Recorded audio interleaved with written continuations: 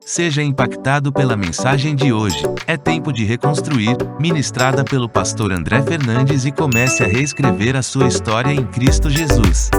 É tempo de reconstruir. E a gente precisa entender que existem momentos, tempo para todas as coisas. Tempo de começar, tempo de reavaliar o que foi feito, tempo de reconstruir a partir das ruínas do que se perdeu. Há tempo de olhar para trás e reavaliar. Deus, eu entrei em portas que não foi o Senhor que abriu, eu não quero errar de novo. Tem algo que o pastor Márcio fala, que a grande verdade é que a gente precisa se preocupar não tanto só em acertar, mas em errar menos. E eu acho que a gente está diante de um cenário em que a gente tem essa oportunidade, a gente dizer: Jesus, eu quero errar menos, eu não quero entrar em portas que o Senhor não tem para mim, eu não quero viver palavras que o Senhor não tem para mim, eu não quero fazer alianças que o Senhor não tem para mim, eu quero reconstruir do jeito certo. Você está comigo? Então é hora de reconstruir.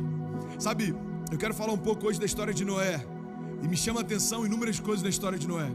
A primeira coisa que me chama a atenção na história de Noé é que Deus pede para ele construir algo que iria abrigar ele da chuva.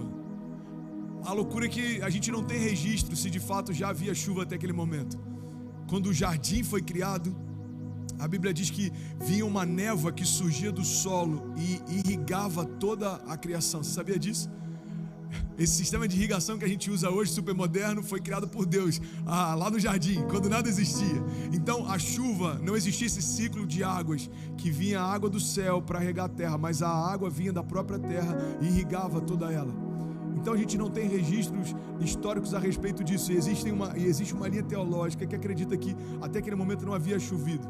Então Deus está dizendo para Noé: prepara algo que você não sabe o que é, para um tempo que você não sabe qual é. Prepara algo que você não sabe o que é, para um tempo que você não sabe qual é. Ei, guarda isso no teu coração. Toda direção profética e toda visão de futuro que Deus te dá fala de um tempo que ainda não existe.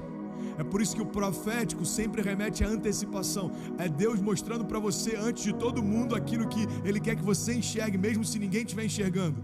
É por isso que uma visão, às vezes ela é compartilhada, mas nem todo mundo consegue acreditar na visão que você carrega. Por quê? Porque Deus falou com você, não falou com outro. Não se frustra se nem todo mundo acredita na visão que você carrega. Nem todo mundo estava lá quando Deus te deu ela. Então guarda isso. Então esse é o primeiro ponto que me chama a atenção em relação a Noé. Deus chama Noé para construir algo que ele não conhece, para um tempo que ele não sabe qual vai ser.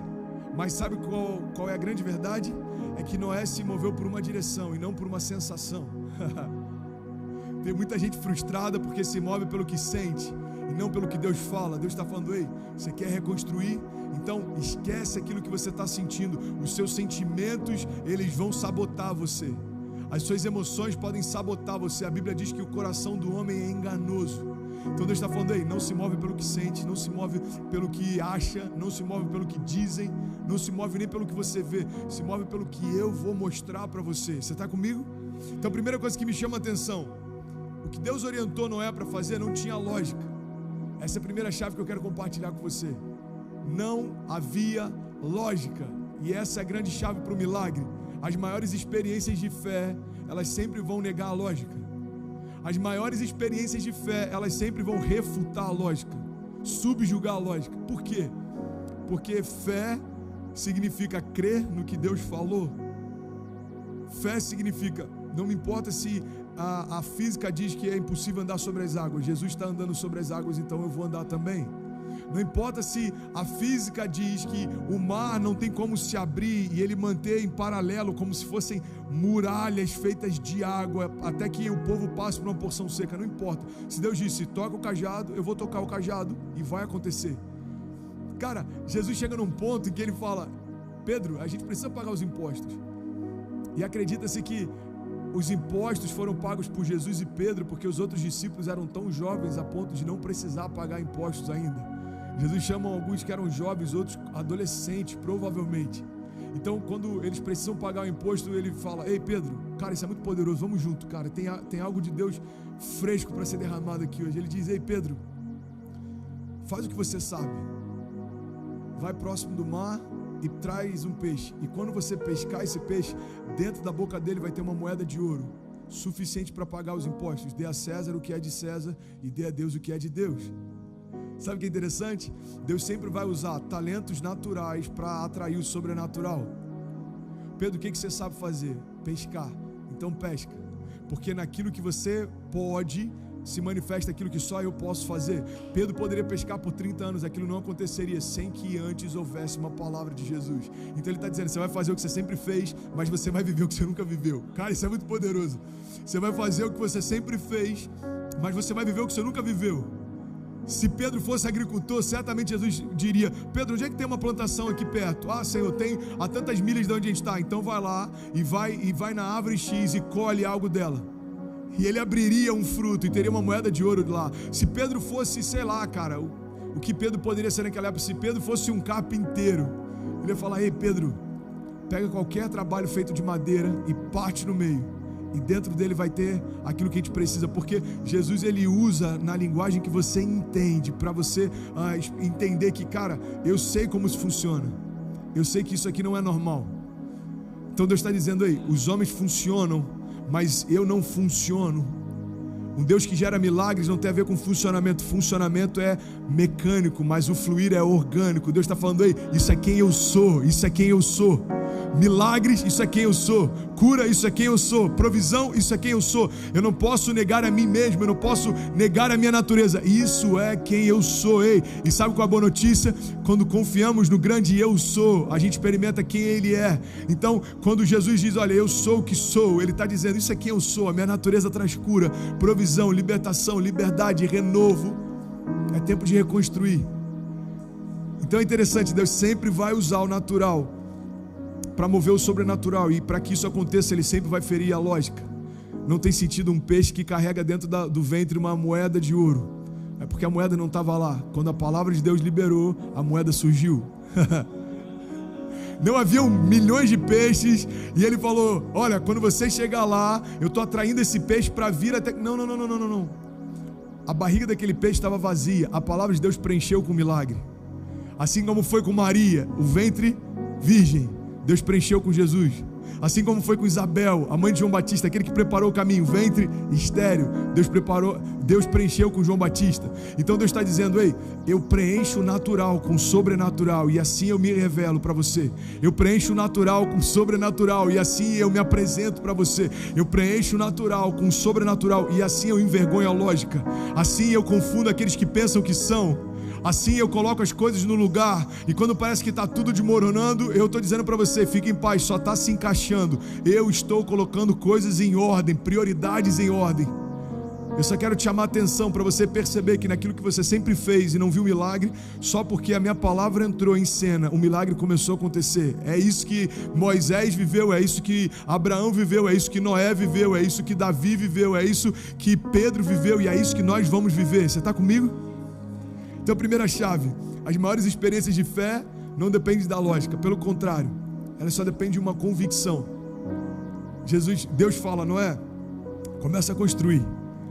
E é interessante, cara, algo que a gente precisa parar para analisar. Quando Noé começa a construir, ele constrói com árvores.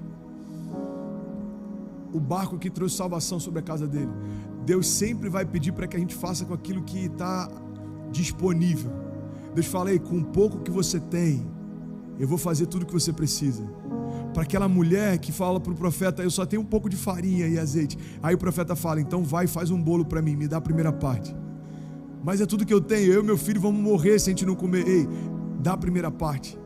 Ele está dizendo, me dá a oportunidade de gerar o que você precisa, porque toda entrega é uma oportunidade de Deus falar, me dá o pouco que você tem e deixa eu suprir tudo que você precisa. A gente vê isso em vários momentos. A gente vê quando Abraão, ele precisa entregar o que ele tinha de mais precioso. O que acontece naquele monte não tem a ver com o filho que ele conseguiu gerar. Esse não foi o maior milagre, mas foi quando ele disse, Deus, eu estou pronto para entregar aquilo que eu sempre quis. Então, quando a gente chega para Deus e fala, isso é o pouco que eu tenho, Deus gera tudo que eu preciso. Você quer outro exemplo? Moisés. Uma geração inteira sendo assassinada. Todos os amiguinhos dele, todos que nasceram na mesma época, foram assassinados. Um homem fala, olha, mata todas as crianças, para que não haja a possibilidade do libertador que Deus prometeu se levantar no meio delas. E aí o que acontece? A mãe de Moisés, cara, isso é muito poderoso. A mãe de Moisés pega ele e coloca num cesto, e até hoje se chama Moisés, por isso, coloca num cesto, lança sobre as águas. Cara, isso é muito poderoso, acompanha isso. A mãe de Moisés pega uma criança imatura, ainda em formação, não falava, não andava, não sabia nada, não tinha conhecimento das promessas, não tinha conhecimento da palavra. Ou seja, ela entrega dizendo: Deus, esse é o pouco que eu tenho, eu coloco nas tuas mãos. Sabe o que acontece? Tempos depois ele volta. E ele volta como libertador para trazer libertação sobre o povo. É Deus ensinando para a gente: aquilo que você coloca nas minhas mãos, mesmo que hoje seja pouco, vai voltar no tempo certo para trazer o que você precisa. Apenas confia, entrega, descansa. Um bebê imaturo colocado sobre as águas volta com maturidade para libertar o povo e trazer as promessas que Deus fez para o povo. Deus está dizendo: ei, me entrega o pouco que você tem. Isso não tem a ver com finanças, apenas. Isso não tem a ver com o teu tempo, apenas. Isso não tem a ver com o teu serviço, apenas. Isso não tem a ver com aquilo que você pode dar, apenas. Isso tem a ver com tudo que você tem e tudo que você é. Deus está dizendo: aí, me dá o teu coração, me dá os teus pensamentos, me dá os teus sonhos. Vamos escrever algo juntos, vamos construir algo juntos. Deus, mas o que eu tenho é pouco. Ele está falando: é tudo que eu preciso, eu só preciso do teu pouco, porque não tem a ver com a matéria do que você carrega, mas tem a ver com a entrega que você faz. Quando você diz: Deus, esse é o pouco que eu tenho, Deus diz: é suficiente. Ele nem precisaria do pouco que você tem. Cara, obrigado, Jesus, obrigado, Jesus. Ele sempre surpreende a gente. Que palavra rema, Pai, que está fluindo sobre nós. Ele está dizendo aí: eu nem precisaria disso. Eu não precisaria de um bebê no cesto para levantar um libertador. Eu poderia libertar o povo sem que uma palavra humana fosse liberada. Eu não precisaria dos 5 pães e 2 peixinhos para fazer o milagre. Eu não precisaria. Eu poderia simplesmente dar graças e do nada surgiria o pão que você precisa. Foi assim no deserto. O pão descia do céu e ninguém tinha nada para entregar para que fosse multiplicado. A multiplicação era feita a partir do nada. Já parou para pensar nisso? O pão que desce do céu, multiplicado a partir do nada. Não havia matéria-prima. Então, nos momentos que você disser: eu não tenho nada para entregar, Deus vai falar: ok, eu não preciso de nada para fazer. Mas entenda isso: todas as vezes que Deus pede o pouco que a gente tem, é porque é uma dinâmica no céu, é um princípio. E toda promessa se cumpre quando o princípio se cumpre. Guarda isso no teu coração. Promessas que ainda não se cumpriram, provavelmente é porque ou eu não tenho maturidade para recebê-las ainda, ou porque eu não cumpri os princípios que eu preciso para que elas se cumpram. Todo princípio divino libera um destino profético. Cumpriu o princípio, vai viver a promessa. Cara, não tem como. É por isso que tem pessoas que cumprem princípios e nem são cristãs. A gente fala: cara, por que acontece isso com ele? Porque ele entendeu um princípio e mesmo sem saber, ele está fazendo algo que os céus, eles dizem: olha, ele cumpriu o princípio, ele vai viver essa promessa. Ele é generoso, mas ele não vai à igreja, mas ele é generoso. O generoso prosperará. Provérbios 11:25. Aquele que dá alívio aos outros, alívio receberá. Existem muitos homens que nunca tiveram encontro com Jesus e são muito mais generosos do que muitas pessoas que falam em nome dele. Então esse cara se move por um princípio e ele vive a promessa que é fruto desse princípio. Agora, fechando parênteses e voltando onde a gente estava, guarda isso no teu coração. Por que Deus pede o pouco que eu tenho? Porque Ele quer ensinar você. Quando Ele fala: ei, vê o que tem para multiplicar. Aí uma criança fala: eu tenho 5 pães e 2 peixinhos. Jesus está ensinando algo para a gente. Jesus, ele está manifestando algo didático. Ele está dizendo: aí, quando um lanche que alimentava só uma criança é colocado nas mãos certas, alimenta uma multidão. Quando a provisão que era o lanche, a merenda de uma criança é colocada nas mãos certas, ela vai alimentar uma multidão. E ainda tem mais. Os discípulos estão dizendo: a gente não tem dinheiro para comprar o que seria preciso para toda essa multidão. A gente não tem como ir tão longe e comprar tudo que precisa. A gente não teria como transportar tudo que precisa. Sabe, a didática de Jesus é incrível. Ele pega o pouco e transforma em muito. Ele pega o pouco de alguém que ninguém esperava nada e alimenta toda a multidão a partir disso. Aquela criança era uma improvável diante de todo mundo que estava ali. E ele ensina algo para os discípulos, e eu creio que ele quer ensinar algo para a gente também. A Bíblia diz que sobrou tanto pão que 12 cestos foram cheios. É como se ele falasse para os... e ele ainda foi específico: recolham tudo que sobrou, coloquem em cestos para a gente levar. Não há desperdício naquilo que Deus faz. Ele está dizendo: não trata como banal aquilo que é sobrenatural. Tenha zelo com aquilo que eu faço. Tenha zelo com aquilo que eu te dou. Tenha zelo com aquilo que eu te entrego. Tenha zelo com aquilo que eu multiplico. Ei, não desperdice o que eu estou derramando. O azeite derramado não é para desperdiçar. A unção que foi confiada não é para desperdiçar. Os milagres que os seus olhos viram não é para você se esquecer. Os testemunhos que essa casa estão vivendo não é para você guardar para você. Deus está dizendo: não torna banal aquilo que é sobrenatural. E sabe outra didática? Ele está dizendo para os discípulos: cada um vai levar um cesto. Cara, isso é muito louco. Por que eles vão levar o cesto? Porque eu fico imaginando no caminho de casa, enquanto eles carregavam o peso dos pães, eles estão dizendo: cara, eu preciso reconhecer, é só uma palavra dele e tudo muda. Eu preciso reconhecer, esses textos estavam vazios, mas uma palavra dele preencheu todos eles. É como se Deus estivesse ensinando no caminho. Enquanto eles carregam, eles vão lembrando: cara, que loucura, esses seis estavam vazios e uma palavra de Deus. Para que isso? Para no momento em que os seis estiverem vazios de novo e Jesus não estivesse mais com eles, se houvesse necessidade, eles iam lembrar: peraí, eu só preciso de um cesto vazio, porque aquilo que está vazio aos meus olhos vai ser preenchido aos olhos de Deus. Foi assim o primeiro milagre de Jesus. Jesus está numa festa, acaba o vinho. O primeiro milagre de Jesus acontece na multiplicação de vinho. Mas existe um porquê. Naquela época o vinho significava a alegria da festa. O vinho significava a alegria. Então se faltava vinho, representava a ausência de alegria, representava a ausência de graça, de favor diante daquela família. Então um casamento era celebrado por dias. Eles chamavam todo mundo que eles conheciam, eles chamavam a comunidade, todo mundo celebrava junto. Então o vinho dizia: olha, existe alegria, nós estamos celebrando. É por isso que Maria insiste. Provavelmente eles conheciam aquela família. Eu não consigo imaginar Jesus entrando de penetra numa festa de casamento. Você está comigo? Eu não consigo Jesus falando: e aí, qual que vai ser a boa de hoje? E alguém fala: cara, tem uma festa de casamento. Oh, vamos lá.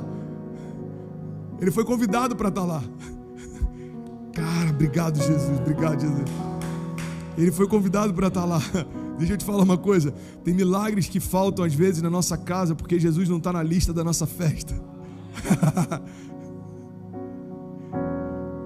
Jesus, eu preciso de um milagre no meu casamento. A pergunta é: você colocou o nome de Jesus na lista da festa? Jesus estava lá. O milagre aconteceu porque Jesus estava lá. O vinho acabou e Jesus resolveu porque ele estava lá.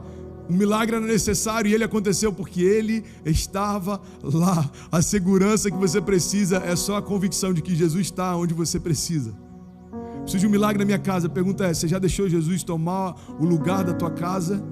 Preciso de um milagre na minha empresa. Aí, você já convidou Jesus para dentro da tua empresa? Talvez você nunca orou dentro da tua empresa. Eu não estou falando para você fazer algo religioso.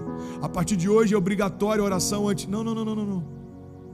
Deixa as pessoas perceberem que você trouxe Jesus para aquele lugar. E elas vão ver que Jesus é quem fez o vinho multiplicar quando a alegria estava acabando na festa. Jesus só fez milagre naquela festa porque colocaram o nome dele na lista. Isso é muito poderoso. E aí sabe o que acontece? Fechando esse parênteses e voltando, acaba o vinho. Maria, ela insiste com Jesus, e eu creio que esse é um princípio. Eles foram convidados para estar lá, eu tenho plena convicção disso. Então a preocupação de Maria vai muito além de um elemento no buffet. Maria não estava preocupada com tipo, cara, acabou esse tipo de comida. Tinham outros tipos, mas o simbolismo do vinho era muito específico. É como se Maria dissesse: ei filho, a gente conhece essa família, eles estão passando vergonha porque a alegria da festa acabou. Então na verdade o que Jesus fez foi salvar a festa. Jesus saved the party. Jesus salvou a festa. Ele falou: não vai acabar, porque eu estou aqui. E eu quero liberar isso sobre você. Em momentos em que parece que as luzes estão se apagando, parece que o milagre não vai acontecer, parece que romper, Jesus está falando: ei, fique em paz, sou eu quem salvo a festa, sou eu quem dou a última palavra. Então faz o que você tem e deixa eu fazer aquilo que só eu posso. Traz para mim algumas talhas. E eles trouxeram talhas utilizadas para purificação, encheram de água. Então Jesus diz: olha, encha de água até a boca, cada uma delas. E assim fizeram. E a gente aprende uma outra coisa com Jesus: só faz o que eu te direcionei e tenha certeza que você vai colher o que eu te prometi. E às vezes a gente não está vivendo alguns milagres porque Deus dá uma direção uma vez, 2 vezes, 3 vezes, 4 vezes, e a gente ainda está reclamando com o vinho que acabou. Jesus fala: faça isso. mas ele está falando: olha, desculpa, mas murmuração não gera milagres. Posicionamento sim. Reclamação, o quanto você reclama do que não aconteceu, não vai te dar o que você precisa. O teu posicionamento vai. Então Jesus está dizendo: só faz o que eu pedi. Assim como foi com Pedro, naquela moeda de ouro na boca do peixe. Assim como foi com os discípulos, quando ele diz: traz o que vocês têm, eu vou multiplicar. Assim foi também com aquele primeiro milagre.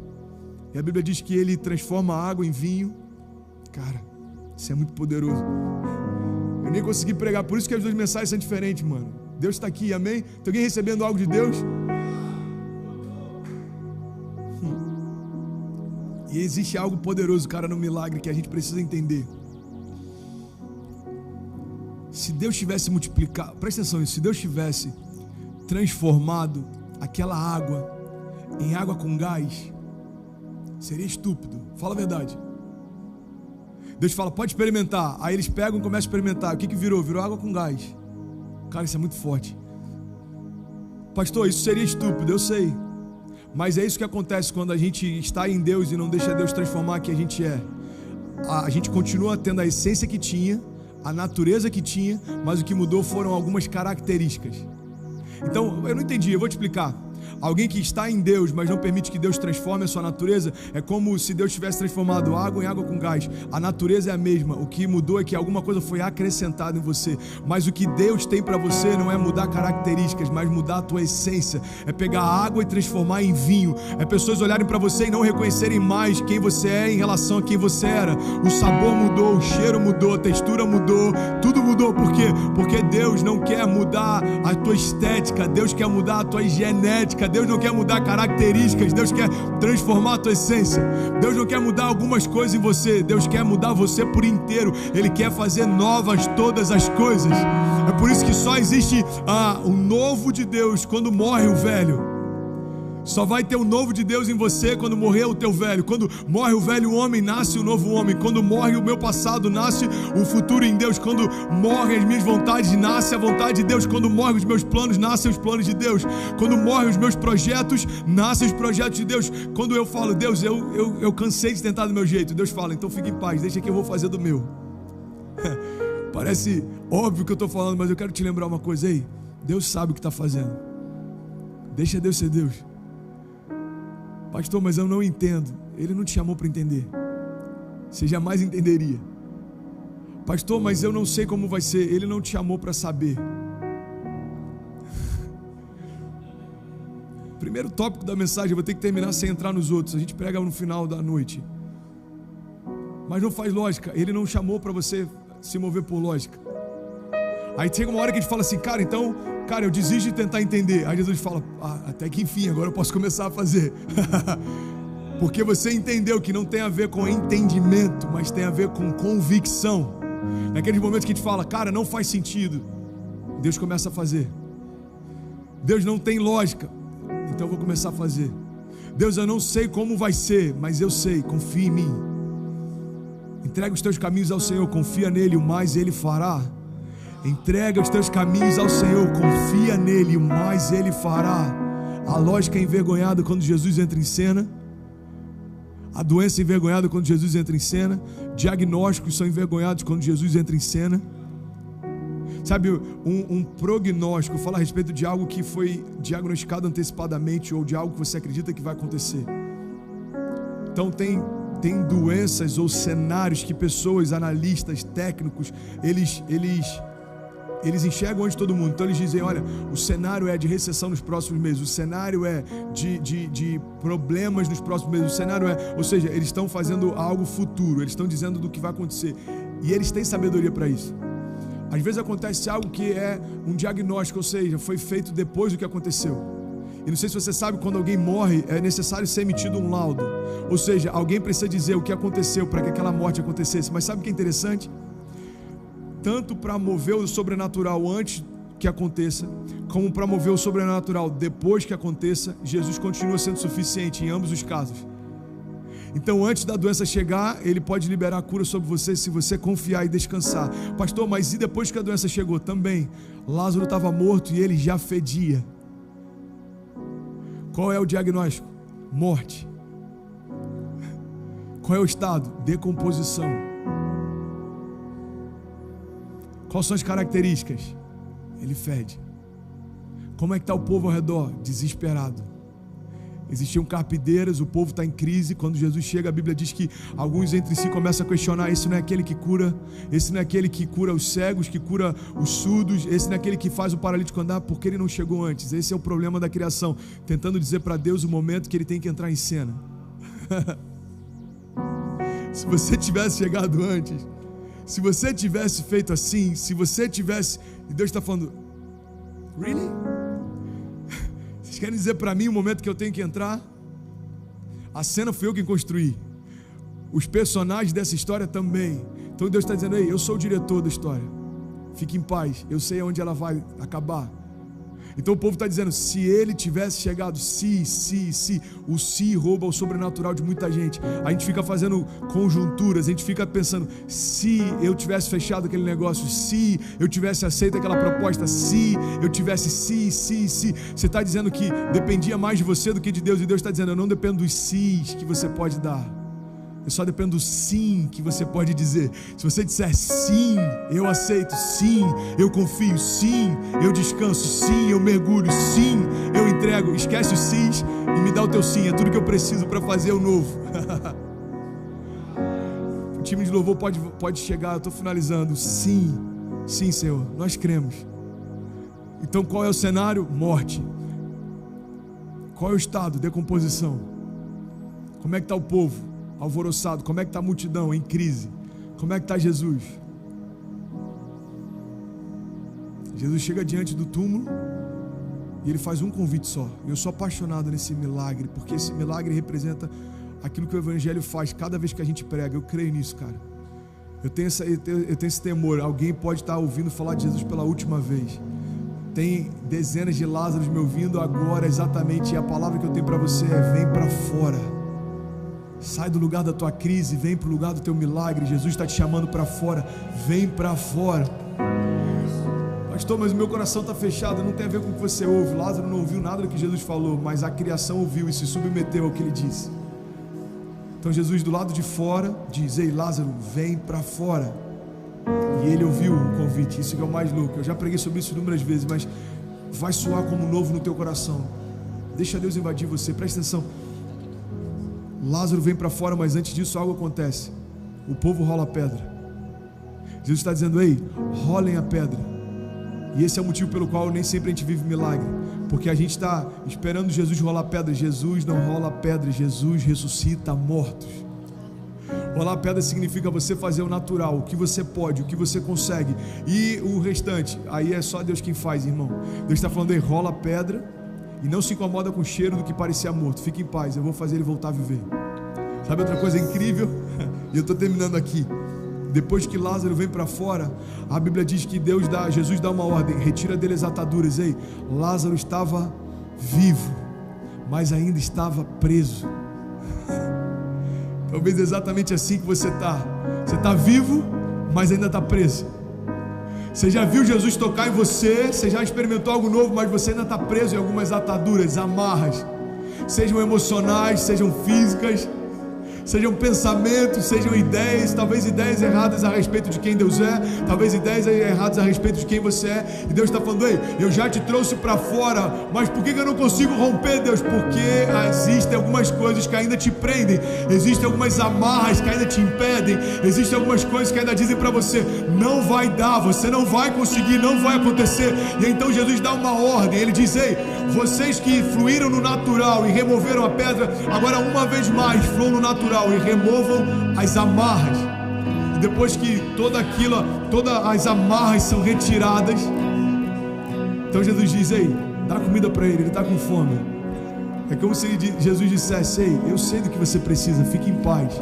Eu sou quem traz você da morte para a vida, eu sou quem tira as amarras que te prendem, e eu sou quem provê aquilo que você precisa também. Fique em paz, eu continuo sendo Deus, e o que eu falo continua se cumprindo. Feche teus olhos, eu quero orar com você. Cara, quanta vida de Deus fluindo. Obrigado, Jesus, obrigado, Jesus. Obrigado por essa manhã, Jesus. Obrigado por essa palavra, Jesus. Obrigado pelos teus milagres, Jesus. Obrigado, Pai. Obrigado, obrigado. Nós queremos há poder no teu nome para curar, há poder no teu nome para libertar, há poder no teu nome para liberar destinos, há poder no teu nome para mudar histórias, há poder no teu nome para ressuscitar mortos, há poder no teu nome, Pai, para reescrever a história, há poder no teu nome para apagar o passado, estabelecer o futuro, há poder no teu nome, Jesus, para confundir os que pensam que são e estabelecer aqueles que o Senhor diz que são. Pai, há poder no teu nome para que toda palavra profética liberada no ambiente de fé, de milagre, se cumpra. E nós cremos e nós declaramos, Pai, a tua vontade é melhor do que a nossa, os teus caminhos são melhores que os nossos. Então faz o que o Senhor quiser, em nome